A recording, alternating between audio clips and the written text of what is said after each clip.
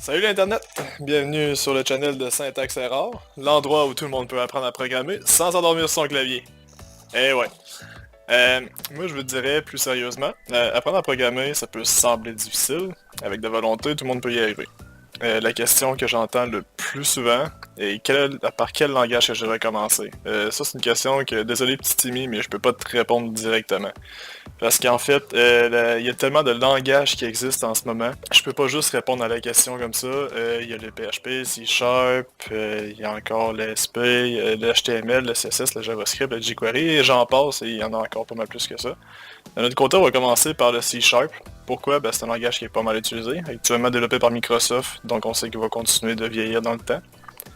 Ça fait très longtemps qu'il est supporté en fait.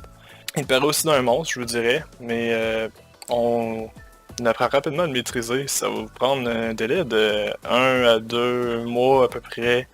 Je suis à peu près certain que vous allez pouvoir déjà voler votre propre aile puis commencer à regarder d'autres tutos en ligne pour pouvoir voir, pour pouvoir pallier à vos besoins. Vous avez sûrement besoin si vous regardez le langage. Ce que je pourrais aussi vous dire, c'est que dans les prochaines vidéos que je vais faire, je vais créer une liste de lecture sur C Sharp. On va apprendre la base, on va commencer par les petits éléments. Tranquillement, pas vite, on va monter.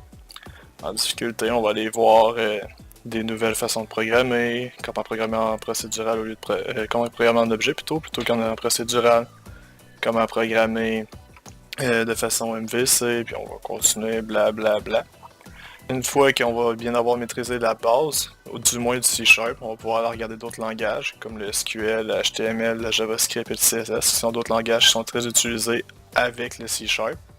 Dans le cas du HTML, JavaScript et CSS, c'est beaucoup utilisé pour faire des pages web. Dans le cas du SQL, c'est beaucoup pour gérer des bases de données.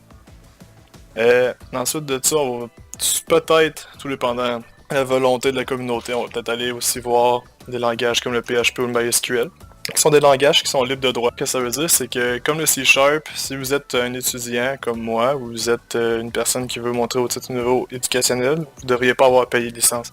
Cependant, si vous êtes une compagnie et vous faites plus que 30 000 $ par année, à mon souvenir, il va falloir que vous commenciez à débourser pour des licences qui sont quand même assez dispendieuses par année. La chaîne, elle va plus servir comme d'un milieu où c'est que tout le monde peut apprendre le langage simplement, efficacement. Je vais essayer de rendre ça le plus plaisant possible. Mais si vous avez des questions aussi pendant les vidéos, n'hésitez pas à les écrire dans les commentaires en bas. Je vais les lire le plus souvent possible. Je vais essayer de répondre à toutes les questions. Plus tard, je vais m'ouvrir une nouvelle adresse courriel où c'est que je recevrai tout simplement des questions si j'en ai trop.